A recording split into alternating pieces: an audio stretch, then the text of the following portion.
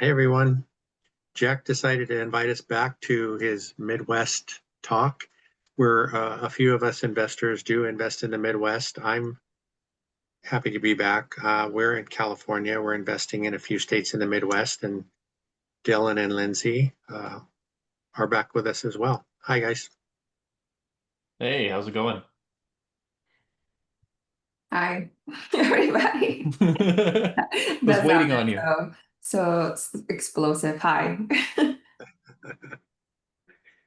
I don't know. We didn't really have any predetermined topics today, but I think, So I I was don't know. so I was thinking topic wise, we're kind of getting towards the end of summer. We're going into like early fall. It's still 900 million degrees with 1,000% humidity, just the way everyone loves it. What are you guys doing in preparation for the upcoming seasons? Hmm. Who Well, wants to go first? Winter's coming. I feel yeah. like Game of Thrones kind of thing. Well, I learned that I shouldn't buy anything in the fall. Well, if I do buy anything in the fall, it would be like towards December or January because my market is so seasonable. And there's now a lot of applicants over the winter, and you don't want those applicants, according to my property manager, because they're probably running away from eviction from some other properties. So not actively buying in my market right now. So I think I'm gonna stay put for a bit for the remainder of this year. And if something comes up during the winter, I'm not expecting too much maintenance since I've been putting a lot of furnaces and water heaters and all of that happening, but who knows? Might be surprised. So would you buy a property then to that need like a lot of work and try to get some of the work done during the winter, or is that just too much trying to get contractors out in the winter because everything shuts down? Um, I push a lot of the work. Well, I learned to push all the work front load when I buy a property since I'm doing a lot of adding value to the property. Everything and the majority of my properties, everything is new. Plumbing, water heater, furnaces. So I've been like knock on wood, avoiding those breakdowns. Oh, the furnace breakdown in the middle of the winter so far. I am actually going to be looking at. I need to do something with my furnaces at one of my properties because one of them, it's an older house that was chopped up into a triplex, and all of the units are all electric. There is no gas at all. The Oh units are, wow. be- Yeah, the units are between 700 and 800 square feet, but for some reason, the electric forced air bill, like the total electric bill for my tenants, is somewhere around like 350 or so per month. Granted, this is their only bill; they don't have a separate water bill or anything else. But I need to find a way to lower that because that is really a headwind for me raising rents in the future is the fact that it's so expensive to heat and cool these units, even though they're really small spaces. So I'm trying to figure out what I can do with those because I've explained it to some other people that own properties around me, and they said that like that doesn't even sound like they're reading the correct meter, like how high those bills are. I mean, that's like 50 cents a square foot a month to heat a place. It just seems kind of ridiculous. Granted, they are using their lights and all their electronics and everything like that on that too, but you can really see the difference when we get towards like fall or spring where the bills are pretty moderate because the temperatures are around ambient temperature that people keep their houses at. So, yeah, that's something that I need to figure out. If any of you got any advice for that, I'm more than happy to take a look into something that I can do for these people because I want to make it cheaper for them to live there. What about as you're talking, I was trying to think of like the cheapest way to for you out of pocket as well. This is kind of more money up front, but it's cheaper in the long run, if it makes sense. But they make the so what about like a boiler system? Like I know that they're expensive to install and get the piping run through and stuff. And obviously you have to try and do it during vacancies and that. But I believe that now they have a way that they can run cold water through it and help keep your place cool too. and it's just moving water, so it should be in theory a lot less. I mean, I know for heat it's cheaper, so I don't see why for cooling it wouldn't be just as cheap at the same time. And it's not like because you're paying for gas, right? There is no gas. That's the But I'm problem. saying like if there was gas, you'd be paying for the gas. Well, there just wouldn't be a separate gas meter. I'd still, like, I still technically meter back water. I don't do it in the fashion where I actually like chop up the bill based on the unit size. Like, Mhm. if the bill's 130, I don't bill back 33% of that to each person. I just find a rough approximation for what water is on the property, and then I just chop that up, and then over the year I just charge them the exact same amount. So like most of their base rents are like 1,200 and 1,220 and 1,000, and then I just bill back like an extra 45 to each, even though that really doesn't cover everything. It's close enough to where it's not like a super strong like hindrance to the property being profitable. If that makes sense. Yeah. Yeah, I would think about that. Or the other thing I would think about is trying to maybe do re-insulation and stuff, because maybe it's not so much the inefficiency of what you currently have, but just the fact that you're just losing everything. Mm. But lucky for you, there's a contractor in here too. Hmm. I was gonna say, is that 350 your bill on the summer or on the winter? So in July and around December to January, that is roughly what the bill is. So both heating and cooling, it's that expensive. But the funny thing is, I have a that 12 unit apartment building. The unit sizes are maybe a little bit smaller in the 12 unit apartment building. But the thing is, their heating and cooling bill, or sorry, their cooling bill, because we pay for heat, they don't, is on average like their total electric bill for lights and everything and running the AC around like $100 a month in the summer. So it's substantially different. We had a similar situation like you just described. We bought a triplex, but it was one big house that had been chopped up into three, two, one. And our our issue in the beginning was that one furnace was controlled by the downstairs unit for everybody, and that just caused problems, right? So last year we ended up adding mini splits to the upstairs units and also reconnecting the wall furnaces, because when it gets super cold, the mini splits can't keep up. And so we needed a alternative heat source. So we got the wall furnaces working for that reason. The mini splits were about 7,000 each installed, and everybody seems to be happy now. So that was a big problem in causing tenant turnover, because they were complaining they were paying for gas and they for heat, and they couldn't really control it themselves, that kind of thing. So we learned there.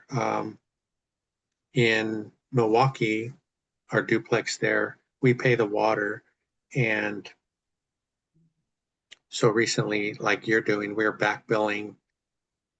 Our property manager figured that each unit was using about $86 worth of water per month. So we didn't want to go that high. So we decided to go half. Instead of raising the rent, we're getting, $45 a month from the tenants for water, which basically increases our cash flow, right? Because that's going to go Hmm. towards the water bill. Um, but like Jack said, and then this triplex that I described, it was built in 1904, so there's no insulation anywhere in that place. And the tenants in the largest unit on the bottom almost fainted when they saw their winter heating costs last year. It was like $500 just for their unit. So they actually started renting one of the bedrooms out to someone else to help them with the expenses. But they stayed and they renewed their lease. So, they're happy there. It was just a shock as to how Yeah. much they were using. I want to find a solution to it, but my temporary fix for this coming winter was just like, what if every month that their bill is over $300, I just give them a $100 credit for those first, maybe like the 4 months, so like December, January, February, March, or something like that, because it's billed in arrears. So like their March bill is their February bill. Yeah, and just try to subsidize it that way. So that way I'm only out. Oh, I guess that is $300 a month. Yeah, that's that's kind of steep. I Yeah, guess so we it could do evens it. out your raise rent, right? Kind of Yeah. like if you raise the rent and then you give it back, it's like you didn't raise the rent. Yeah, man, I'm gonna need to figure this out. I can't be doing that every year. Yeah, it is what it is, but it could make them leave and go find, because that's one of the issues we had. This house being so old, it's very well kept, but a lot of the newer apartment buildings and stuff, they wouldn't have to be paying that much for the utilities.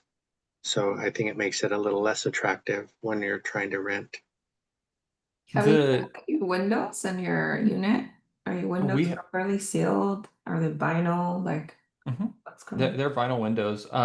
I think the insulation thing might be the biggest issue here, and then potentially the fact that the units that we have for the furnace and the AC unit are both really old. I don't know if that could be a contributing factor, but yeah, I want to figure something out for them I just know, to like, lower their bill.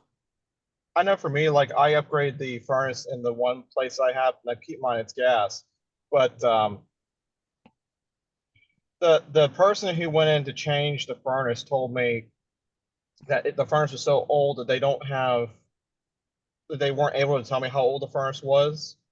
And the company that installed the furnace went out of business 45 years ago. Oh wow. So they said it's at least probably like 50 years old, because if it was 45, they'd be able to track it a little easier. But they said it was at least 50 years old. But yeah, it was costing me in a little tiny place. I think, I don't know. It heats the whole house. I think it's like 1,600 square feet for the whole house. It was costing me in the winter like $500 to $700 a month. The gas company was actually calling me, asking me if there's a gas leak on the property because it was so bad. And like every month they're sending me to collections, because apparently out here, if you are more than $400 behind, they just send you to collections. It's like, no, like the bill is just that high. So every month I was Wow. getting thrown to collections, and meanwhile I didn't get the bill yet. Wow. So I upgraded that, and the gas bill dropped from $500 to $700 down to like 150. I don't know how much are electric furnaces, but gas furnaces between 2,000 to 3,000, right? That's what I've been quoted in the past with installation, like 3,500. What Yeah, that in total? Yeah. Wow. We have people charging like $6,000 to install. Granted, I, This is I'm trying single family. This is not like a duplex or a triplex. So I might be more work, but my single families usually in the realms of 3,000 to 3,500. I get a new furnace and installation. Yeah. hmm. You know what? I think I'm thinking of the whole thing, like the condenser and the furnace. I was like, oh, that sounds cheap. I'm thinking 10 grand right now. But that's because we're doing both. Now, I am in a lucky situation with this property where the rent combined with the electric bill, even in the worst of months, is still below what some of the higher end apartment buildings are charging. So my tenants are like, "Oh yeah, no, we're happy to stay here," but it's something that like I can see myself that their bill is going that high, and I'm like, well, I mean, I am living in a 1,200 square foot house right now, and my bill isn't even that in the winter time. Granted, I do have a gas furnace and the AC unit, but yeah, no, it's craziness. Do you not have that within your Gary or Hammond houses? So I don't pay for bills because majority, I only have one duplex Hmm. and everything's single family. So they pay all their bills. Oh, And on the one duplex that I have, the bottom unit is occupied, but the top is not. So currently we haven't worked that system when the top unit is occupied yet. But gotcha. I feel you. When I moved into my LA house, like just AC during the summer was like $1,000 every 2 months, so $500 every month. Yeah.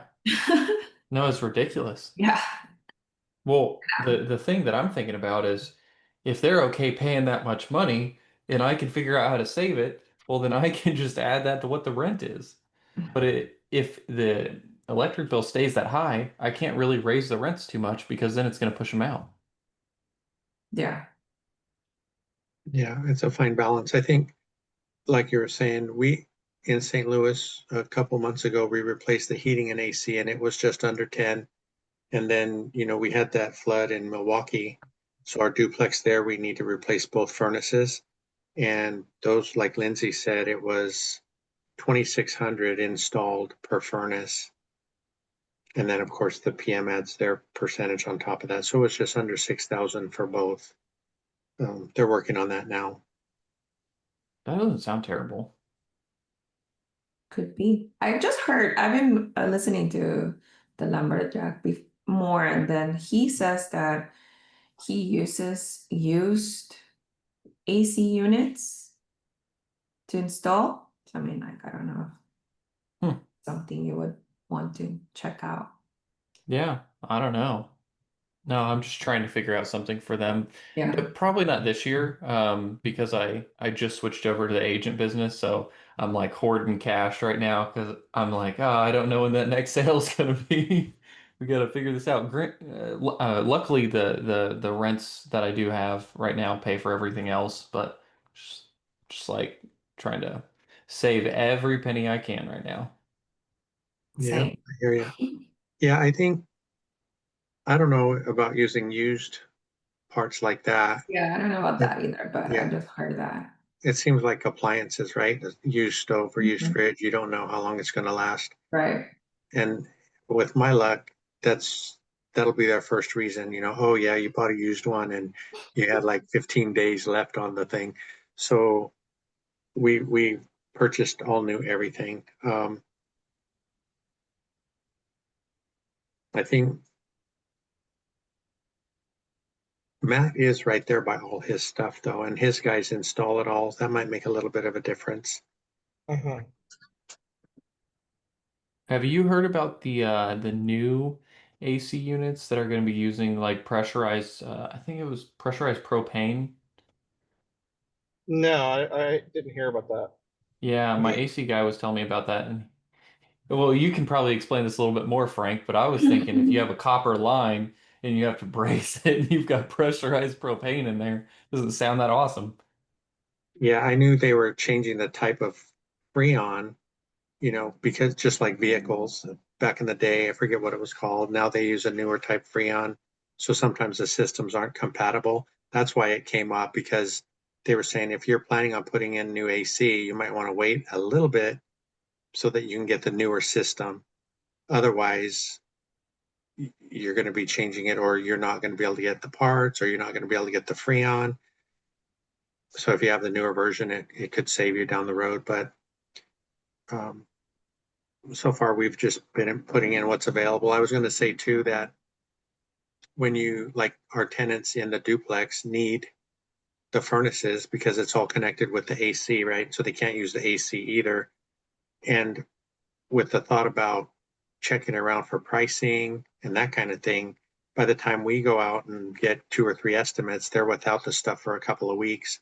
That's just going to make them angry and want to leave, that kind of stuff. So the way I looked at it was we want to keep the tenants happy. We want to get the furnaces as soon as possible. I'm not going to argue about the price. Let's just get it done. So, so they're okay and they decide to stay. That's a big, that's a big thing. We've noticed it was not such a big deal when our units were vacant, right? I could go out and shop prices and it didn't matter. But now that they're filled, that's a fine balance. I've noticed compared to some of the people that I know that PM, the units that we have that are our own are they tend to be vacant less often because like a few things that I've heard is like that, oh, you guys are here all the time. I can tell that you guys care, like stuff like that. Or like whenever an issue comes up, like I had a lady today, she hasn't told me any issues. She waited until she had three at once. So She was like, okay, the AC guys, when they were here, they broke this light. I have a drop ceiling where the old AC unit used to be. She was like, one of the tiles from the drop ceiling was missing, and then the drop ceiling just fell down. And this is because the AC guys didn't put a new tile where they removed the previous vent because they put the vent in the wall because we put the new AC unit in a closet because we can't put them in the ceiling anymore due to the size limitations. And then her stove was out. And I was like, all you got to do is text me, and I would have solved all of these things. And then now I did. Today, I solved all of them at once. But she was like, yeah, it just wasn't working, and this was broken, and I wasn't worried about it. But when the drop ceiling fell, that's when I reached out, and I'm like, you just literally have to text. We will solve any problem as long as it's not silly. Like there's ants on my thing, like on my countertop because I left candy out or something like that. But yeah, I feel like they really get the vibe that you care if you're constantly in contact with them. And I I've only had people move that I asked to move because I needed to redo the unit so far. But I've only been doing this for 2 years. Yeah, we've kind of been through the whole range of issues, and currently we had a tenant reach out, and that was what I was talking about in my last video, right? So we get the news that it's a 1,000-year flood and it just happened on my watch. So we got to replace those furnaces. And then the PM from the triplex said, hey, the tenants reached out. Looks like the bathroom needs attention. There's a hole in the floor and they can see into the basement. Like, how long did it take for it to get that way? How come nobody ever said anything till now?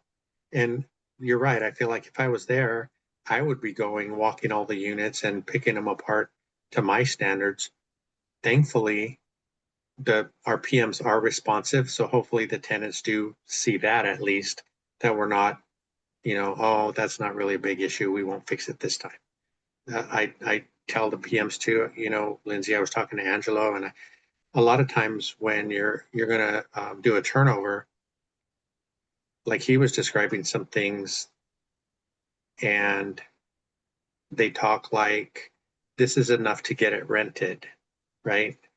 Like we'll just paint this wall and that's all we need to do because everything else is okay. But I told him I don't want to do that. I don't want to cheap out on anything. If the room needs to be painted, let's paint the room, because in our units in St. Louis, the painting was okay. It was clean enough for somebody to move in, but the tenants walked in there and saw, somebody hit the ceiling with a roller, or they didn't paint the door and there's hand marks on it. And they were really picky. They didn't want that. So we had to paint the whole place. And as soon as it was fresh, it rented.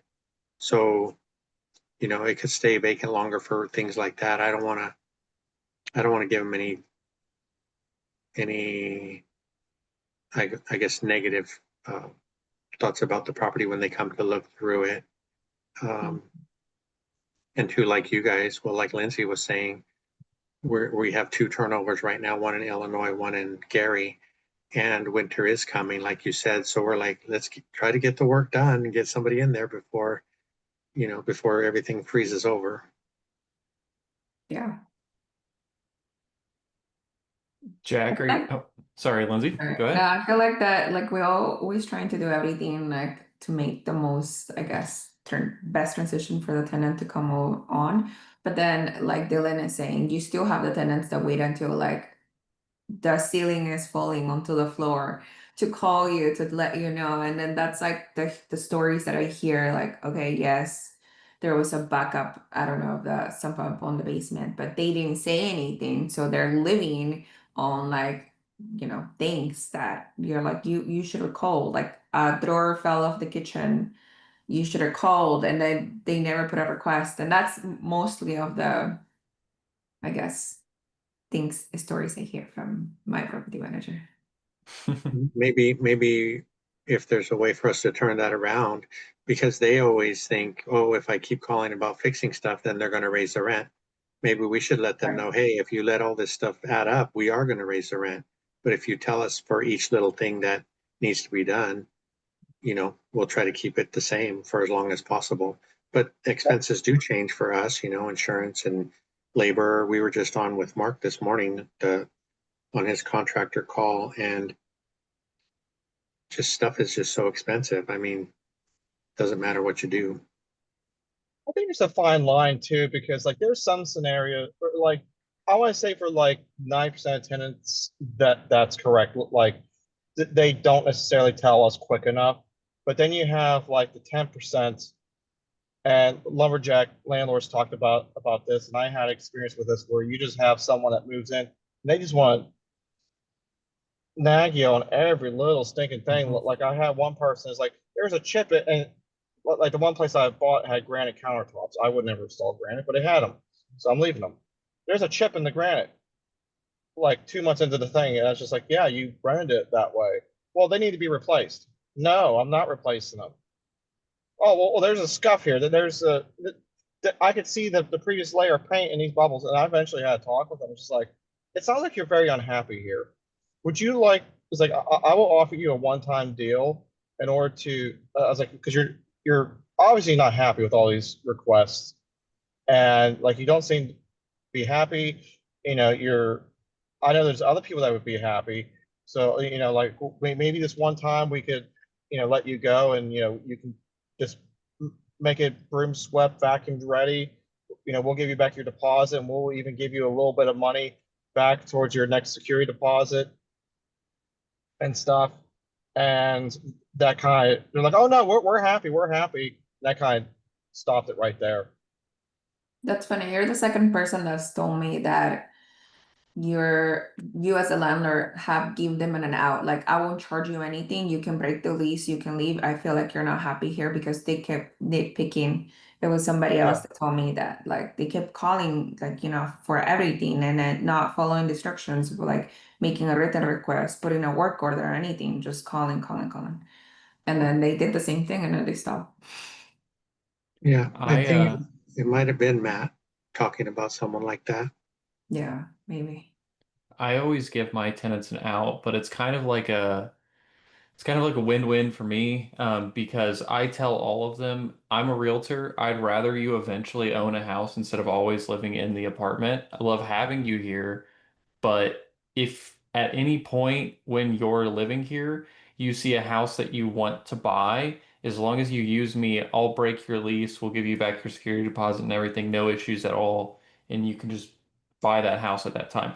Granted, I get a commission out of that. Yeah. Even though I have the vacancy for a month or two, like if I'm selling a house for like $300,000 or $400,000, it doesn't matter if I lose out on $1,000 rent for a month or so. Yeah, they come at you with a lot of strange things. We had this one in St. Louis that we just rented, and it's a nice place, but there's a little tree in the front by the front window. And when the tenant moved in, he asked the property manager if he could cut down the tree because of his allergies. And so the property manager came to me with that, and I'm like, well, this is like an acre of lawn. Isn't the grass going to mess you up more than that little tree? So we didn't let him cut the tree down, and he's happy, you know, but you just never know. Yeah, I had one where somebody had texted me about we had three dead pine trees on our property, and I'll see if I can find a picture or something at some point so I can send it to you guys. But they were like leaning into the street. I didn't know these were on my property, or I would have already had them cut out. I thought they were on the neighbor's property. Um, but yeah, one of the people that living in the property told me about that, and then one of the neighbors actually asked me about it, about cutting those down. I was like, man, I didn't know that was my liability. I thought that was yours over there. Yeah, let's get rid of these. It's like $4,000 for three trees. It's Yeah, not Actually, cheap. not too bad. Yeah. Yeah. no, Mikey just got hit with that too. It was, I think, 3,000 for him, but he assumed the same thing, that the tree was on the other lot, and it ended up not being. There's a bunch of dead branches and stuff. He didn't get the tree cut down, but just to limit up and make it safe, it was 3 grand. Yeah, Wow. That yeah, feels steep. Was it a big tree? yeah. It was a pretty big tree, Oh. and the other issue for him was that the power lines were going right through it. Hmm. So they had to get different equipment and be extra careful, I guess.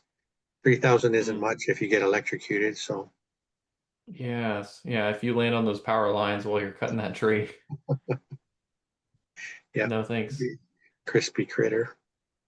No, the fact though that it took them like 2 or 3 hours to get all those trees cut down, and it was 4 grand, and they got to go sell the lumber to somebody else. It was making me think, man, I need to start one of these companies. Well, if We it's were just pine, they really didn't sell it. They probably just,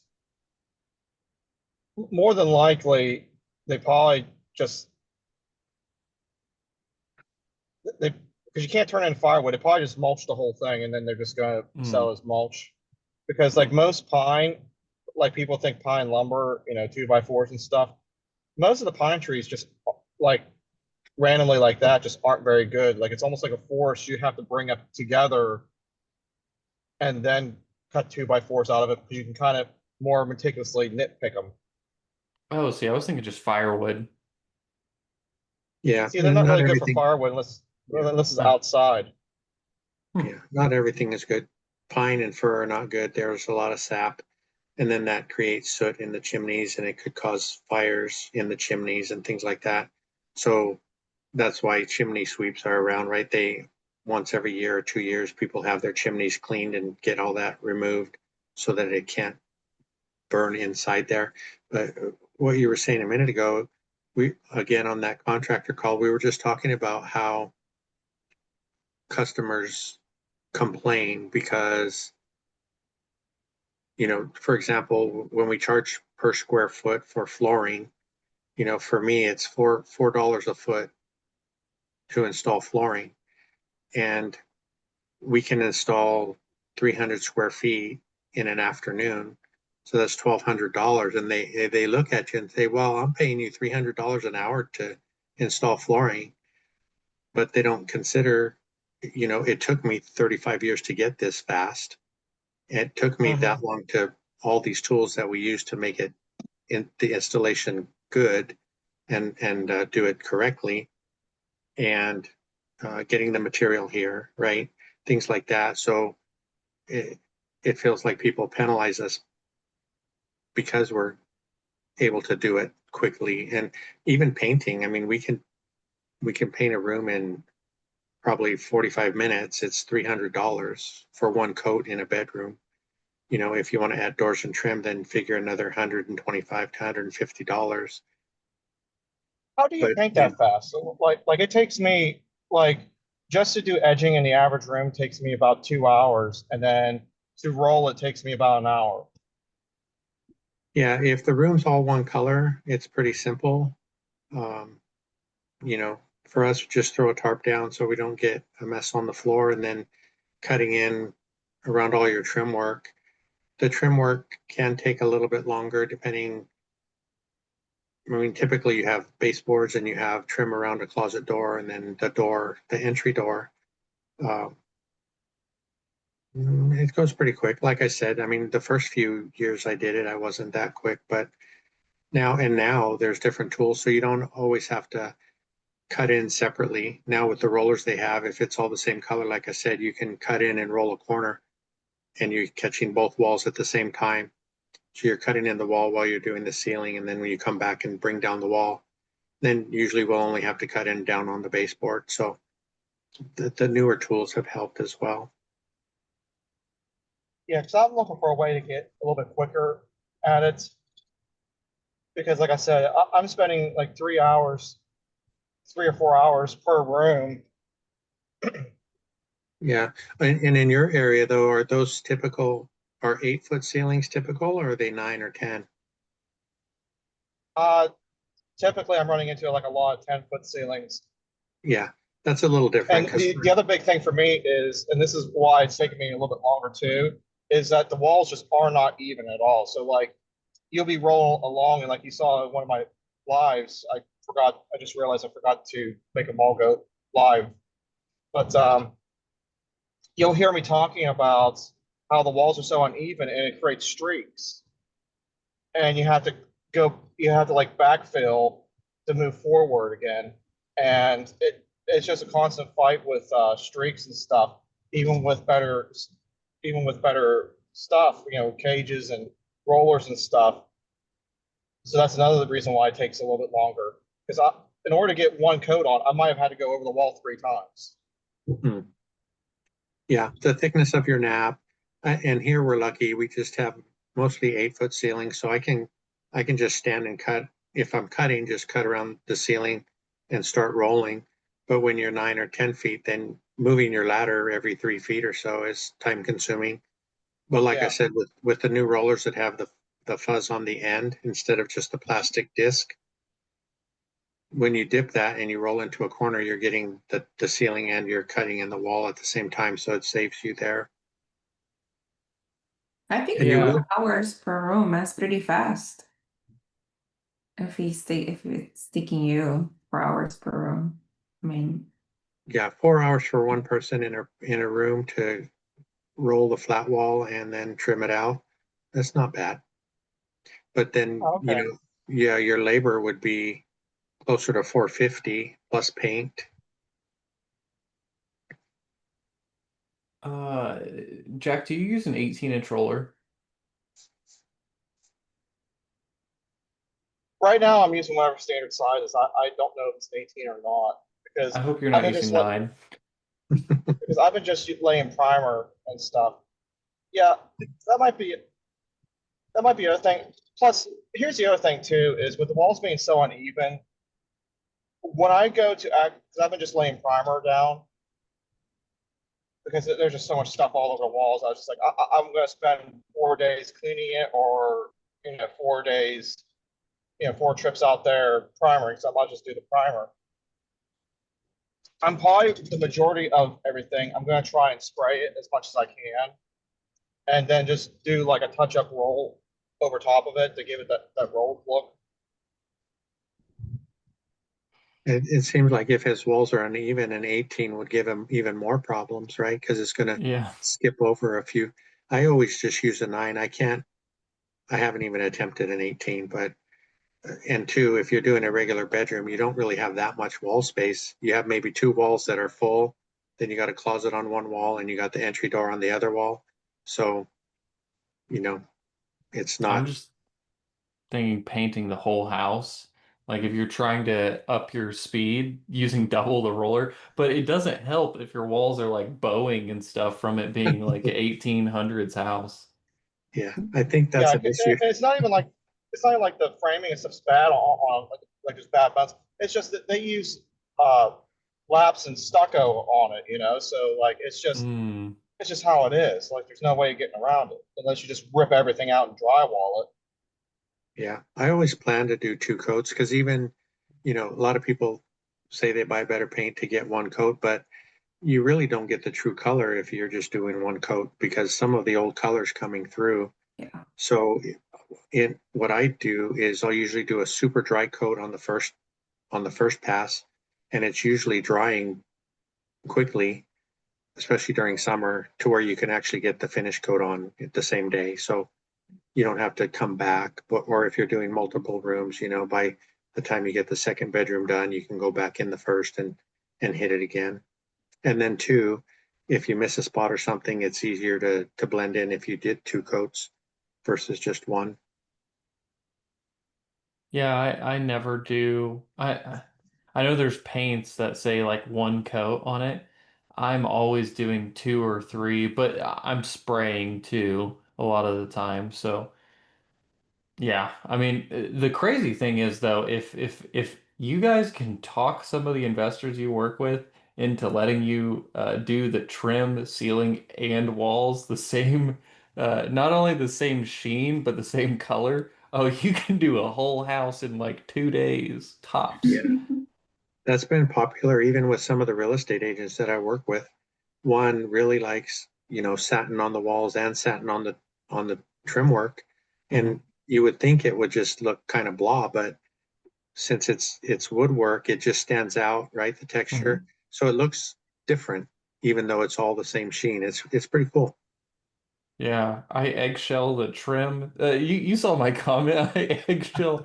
Well, I get it on the floor too because we're swapping out the floors. So it's just like I'm just going straight up and down, doing the whole thing. Yeah, and But Go ahead. Oh, sorry. I was just gonna say I'll put a layer on an entire house within a few hours. That's the best part about it. And it just takes the people I'm working for significantly less time for me to do it. So I can charge closer to that $3 per square foot because I feel like that's super fair then if I'm painting like that. What do you guys charge for painting? Because you said 300 for a room, but I usually measure it by square footage when I'm charging for that. Yeah, it's been 300 for one coat in a bedroom for quite some time. And like I said, if two of us do the room in 45 minutes, that's a decent amount for us to get.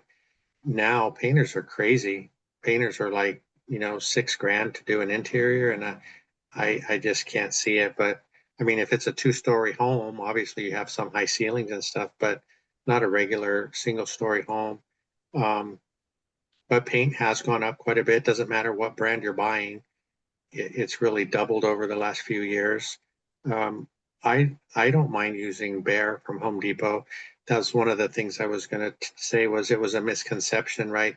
The paint and primer, people were thinking it was going to cover in one coat, but they didn't realize it wasn't to cover in one coat. The primer was to help it stick better to different surfaces. So you still need 2 coats.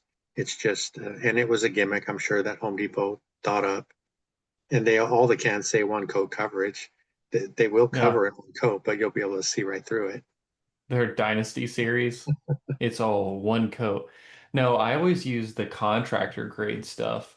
So I'm buying the i300 series, just the eggshell that they have. Sherwin-Williams only has satin, right? Because Home Depot has like satin and eggshell, but I've heard those are the exact same thing. Pretty close. Yeah. There's a little difference in sheen. I think eggshell is a little shinier than satin, then semi-gloss is next. Sometimes they will have a absolute flat, but then they go to low sheen. So it just depends where you're shopping. Yeah, I will say, one of the painters I was working with at one point said to paint houses flat, and after doing that to one house, I will never do that again because the paint job gets ruined by the flooring guys put their hand on the wall, like anybody moves anything. And I was talking to my partner because it was one of his houses that I was painting, and I was like, man, I am never doing this again. Like it's eggshell everything because I want you to be able to wipe off stuff on the walls if somebody puts their hand on it. Like this is ridiculous. Yeah, it's kind of cool or kind of weird that if you're going to do a whole house, sometimes it works out nice if you do your first coat in flat because Mhm. flat seems to cover very well. And then you go over it with your eggshell. And yeah, I haven't left anything in flat for ever. Oh, Just so you because, like can you do said, that? You can do flat and then eggshell? if they're both latex paint, so it depends a little bit what you're going over. You want to be going over latex. You don't want to go over oil with latex without sanding and priming first because it won't stick, it'll peel right off. But if everything in the room is latex, yeah, because sometimes we'll have leftover white from a ceiling or stuff. So we'll Yeah. paint the walls 1 coat just to get rid of that paint, and then we'll come in with the eggshell and do the finish coat. Yeah, you can do that. Huh. Okay. I didn't even think of that. That's pretty Yeah, good because savings. normally Yeah, when it's that's flat, the ceilings are flat, right? So you have leftover paint if you have leftover paint and then yeah. Typically, in most of the homes we do, the ceilings are flat, except in bathrooms and kitchens. Those are always some kind of sheen. We try to do eggshell because it's not quite as shiny as semi-gloss. Some people, I don't know, the satin and eggshell looks a little richer than semi-gloss does. I'm wondering if that's almost just like a time savings hack as a painter, because if you spray on or even roll on flat, it dries really fast. Mhm. So by the time you get back to it and then you start rolling on eggshell or satin, I feel like that saves you a lot of time because like I'll be spraying the houses and it might take me 2 hours to spray like 1,000 square foot house. So by the time I finish, it's already dried, and then I could start spraying again. But if I spray with eggshell, it usually takes like 3 or 4 hours for that stuff to dry. Yeah, I yeah, there's I quite a would difference. let you know what they charged me for the last two houses that are painted and painted jobs Mhm. now. For a 700 square feet house, they charge $800 to paint, which I thought was pretty good. And then for 1,200 square feet, they charge 2,000, which is like needed a lot of repair, wall patch and stuff. That's really cheap. You will not have me doing that. So Uh, Gary prices for you. yeah, Yeah, I always charge my partner or like whoever, like whatever investors I'm working with in the area, like $3 a square foot to paint. And then I'm spraying. So if it's 1,200 square foot house, it's $3,600, but that includes the paint. So paint might be $400 or $500, and Mhm. it'll take me like a week. Unless I have to do like cut in and do the trim. Trim is Yeah. different things. Yeah.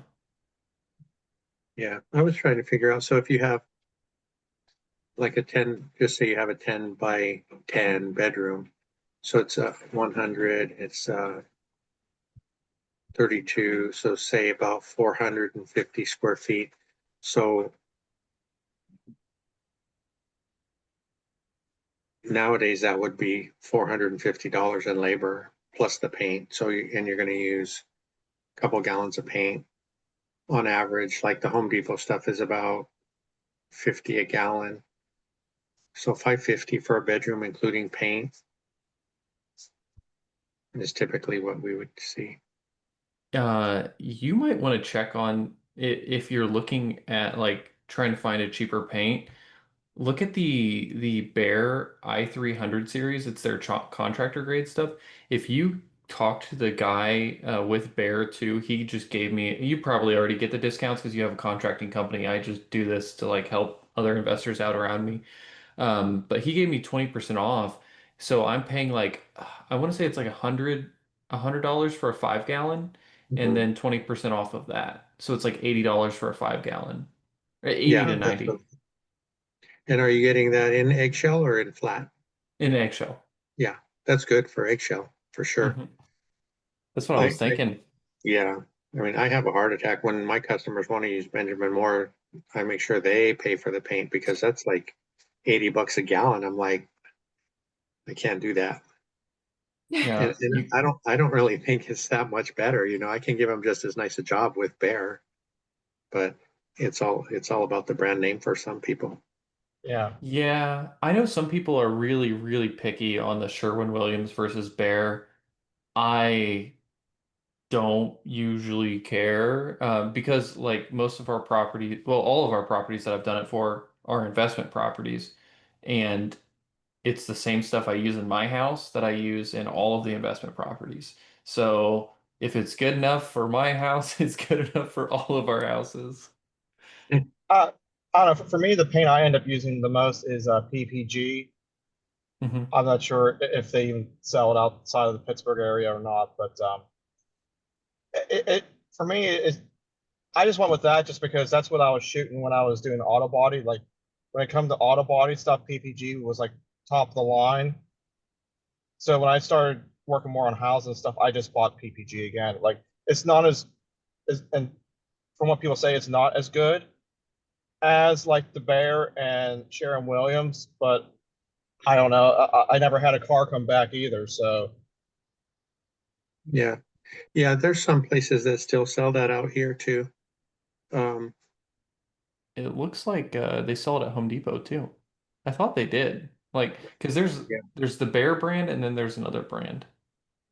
Yeah, they used to have, oh no, yeah, PPG was there. Um, there are some bad paints. I mean, I don't know if you guys are young enough to remember Montgomery Ward stores, but Montgomery I Ward do. used to make paint. It was like water, really. It was pretty bad. Oh, they do have a BG here too. What, PPG? Yeah. Yeah, that's what I was Yeah. thinking. Yeah. And I used to use Kelly Moore a lot, but now that they went out of business, it's nice that I think most paint stores can match the other company's colors because we use Kelly Moore Swiss Coffee a lot for doors and trim. And Home Depot has Swiss Coffee, but theirs is a little more brown. So you can pick what you want. I like the whiter Swiss coffee. It does have some tint to it, but for coverage, it covers nice, but the other one's a little creamy, too creamy. Mm. And that's So oh, sorry. I think there was a time delay. You were saying something, but I didn't hear the last part of that. oh no, that's all I meant to Mm. say. Yeah. So I learned that the hard way that they can do all of the colors because I accidentally had them do a 5 gallon of the Sherwin-Williams Polar Bear White, and the Sherwin-Williams color is like a yellow off-white, and Mhm. the Home Depot like bear color is a white. So I started spraying that on a layer of paint that I had already sprayed, like a house that I had already sprayed, and I was like, this is not the right color. I got to take this back. And then I went back and looked at it. I was like, you guys did the Sherwin-Williams one instead of the Bear one. This messed up my whole paint job on this house, so I got to redo this now. Luckily, I only did one room, but still disappointing. Yeah, I've had similar things where one of my customers gave me the name of the color they wanted and the brand, but they left off one piece of the name. So I don't know if it was Lucky Star or whatever it was, but um, it had one more word after the color. So we found it and they gave it to me, and it was a real ugly color. I couldn't imagine my customer wanting that. So luckily I checked with them. I got the paint, I paid for the paint, but then found out they left off part of the name, and it was a totally different color. So got to be careful. And then too, I went to Home Depot and there was another young lady that helped me that hadn't helped me before. And we were going in just to paint this bathroom real quick for a customer. It was similar color, so we thought one coat would cover. And when we got there, we're painting, right? It's wet, you don't know a thing. But then when it was drying, my cousin's like, "You're painting this bathroom flat?" I said, "No, I'm not painting it flat. It's eggshell." And he showed me the can, and sure enough, she gave me flat paint instead of eggshell. So we would have had to do a second coat anyway. So I had to go back and get eggshell. I didn't. I didn't go back to her. So we got to be careful too with that. And you should check what you're getting, right? Because she just pulled cans off the shelf, she mixed them up and sent me on my way, and I didn't even take a second look. Do you ever semi-gloss bathrooms? We used to all the time, not Hmm. so much anymore. I think the eggshell is sufficient for moisture, especially with today's paints. Yeah. So we'll eggshell everything, and I think most of the time we still do semi-gloss on doors and trim, unless we work for that agent and she likes everything in eggshell. I think it holds up well to, like you said, scuff marks and kids and things like that. So um, on the trim, it just gives us a richer look than the semi. The semi, I don't know, you always go back to apartment paint, right? Because they used to do everything in semi-gloss for apartments for that reason. Mm. Lindsay, I was guessing that you do the same thing because, oh, like as far as semi-gloss on the bathrooms. Yeah. But I'm talking Oh, about like painting my house, not like rentals, because obviously I can't no, keep my rentals, but yeah, here. that's fair. Yeah. So typically, yeah, in our house too, we have flat on the ceilings, satin on the walls, and semi-gloss on the trim. Gotcha. Jack, you never answered what you were doing in preparation for winter. I just realized Right. that. You made Oh, us all answer. so my big thing is for winter, I go through and I'll on half the properties, I'll climb up on the roof and I'll blow all the dirt and debris off. I have the HVAC company come in and change all the filters on the furnaces and stuff. And this is the time of year where I really kind of focus when I'm doing remodeling and stuff on the interior stuff for obvious reasons. But like the whole summer and spring and beginning of the fall is when I focus on trying to get all the exterior stuff. And this is kind of the time of year when I switch into interior. So, this is what I'm doing on my paint, my drywall, on my stuff. And I just, it's just, crank time, I should, it's just every time, every day is crank day. But Yeah, I mean, I just focus more on a lot of interior stuff. And Why are you laughing? Oh, I instantly. Dylan's mind's in the Sorry. gutter. Yeah. Sorry about that, Get it, Jack. guys. I'm too innocent. No, it's all good. It was more of Jack just saying it that he was like serious about it. The second time he's like, yeah, every day is, and then just continued. Comes with being a landlord. Yeah. Yep. I'm not going to have to call an ambulance for you, Dylan. No, You it's almost all fall out of your good. chair and everything else. You turn beet red. That's just me. I just turned that color. It's because you're so white and pasty. You just turn red. I really am though. It's a problem. Like when I was in Mexico, I thought I was gonna have some serious issues from that sun. That could hurt. Yeah. No, I got burnt pretty bad. Yeah. But yeah, so I'm just planning on my last big project for this, like going into the fall, is to get a metal roof put on this one, on half of the double duplex. And over the winter, I want to. The ceiling isn't doing very well in the whole second story, so I'm probably just going to install a whole drop ceiling in and just call it a day because there's knob and tube wiring up there. And honestly, I think what I'm going to do is get the panel redone and get the whole. This is the thing that blows my mind. Okay, why would you get 80% of a house redone and do like some of the most difficult wiring for knob and tube removal? Do all that, but then leave some of the easiest runs in there. Like why wouldn't you just take the extra? But anyway, Just being lazy. so I'm gonna remove all that and I'm gonna install LED lights in the drop ceiling and stuff, and I'll save some money and for them. Yeah, and then it's just paint again. Yeah, I'll go with paint. My big project for that property over the winter is going to be, I was going to install another bathtub in the bathroom, but I'm going to,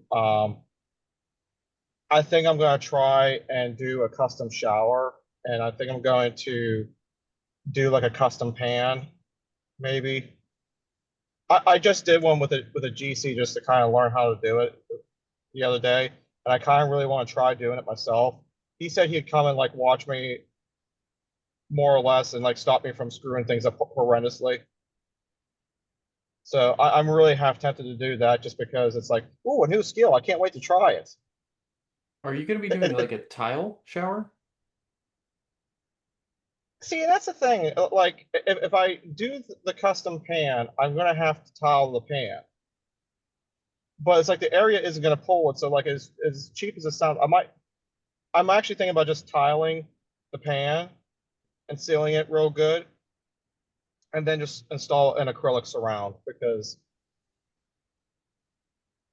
I'm not gaining anything extra by doing all the like tile and stuff. So I don't know. I'm torn.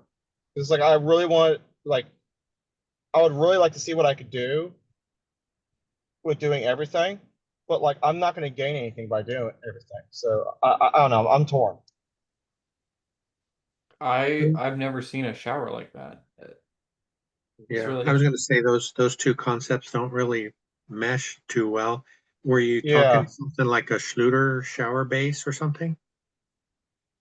No, no. So the one that I just learned how to do is a free floating one. It's kind of like a you put down the membrane and stuff, and you do like a it's almost like a sand type of thing, and then you waterproof that.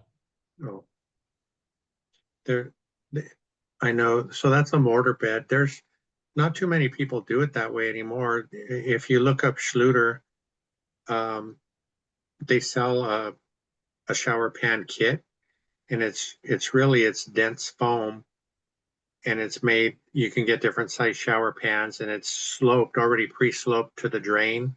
So just say, and you can glue it down to a wooden subfloor or concrete, and as long as your concrete and everything is level first and you glue that pan in, then it comes with a curb.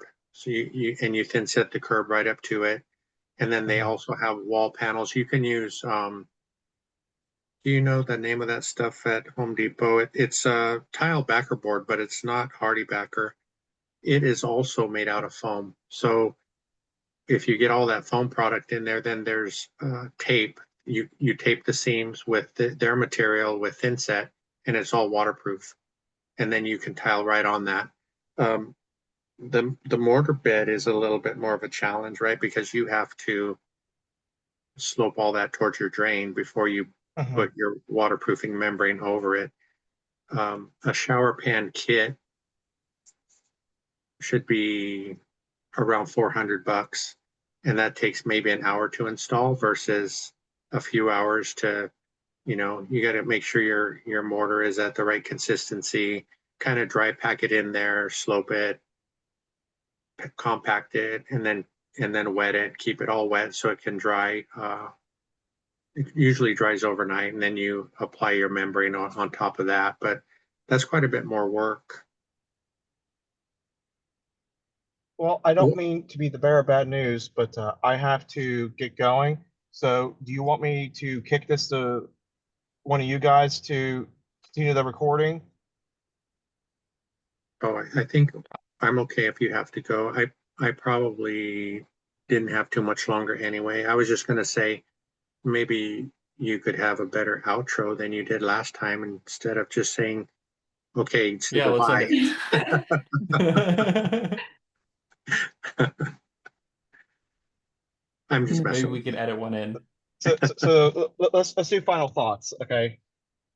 The big guys do final thoughts. We should do final thoughts. Okay. You gonna go first? Sure. Yeah, I'll go first. But yeah, I guess in summary, my whole thing is just focus on the interior, focus on what I have going on.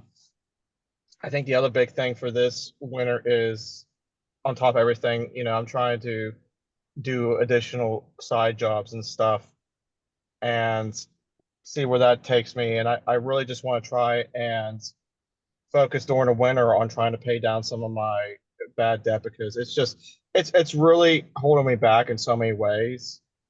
So that's really one of my big projects is I would like to get that cut down in half in like the next 18 months or so. Yeah, Nice. I'm gonna be in Gary actually the week that you guys are having your PA meetup. So I'm gonna get to see at least a couple houses are empty if they don't get rented by the time I'm there. So we'll see that and the last rehab I'm doing right now. So I'm like concentrating on that so we can finish that before winter comes. That's what I'm doing. Nice. Yeah, I'm just right now, we've got a property that we're looking at potentially offering on and then just finishing up. Sorry, figuring out something for the tenants for that electric bill before winter comes to see if I can get that lowered somehow. That's really the main thing that I want to look into and work on and talk to a few contractors. I might have to talk to you and Jim, Frank. Yeah, anytime. We're I guess we're kind of in that same boat. We have 3 vacant units right now. Just to get those turned around, like we said before, wintertime would be really, really a blessing. And finally, I think to have everything full, we haven't had everything full for quite some time. So I'm interested to see once they are full, what it would look like for our monthly cash flow, because that's still just a dream.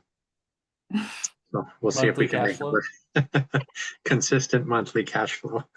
Oh, Yeah, from everything. I mean, we've had half the portfolio full and half not. Nothing's ever consistently full. Tenants don't pay. This one guy in the Milwaukee duplex pays like $400 every week. So those kinds of things. I think I'll have a heart attack if everything ever comes in at once. So we'll see. Thank you, Jack, for hosting this. Yeah, certainly. It's thanks, great to Jack. always have you guys come on. Yeah, Each other next week.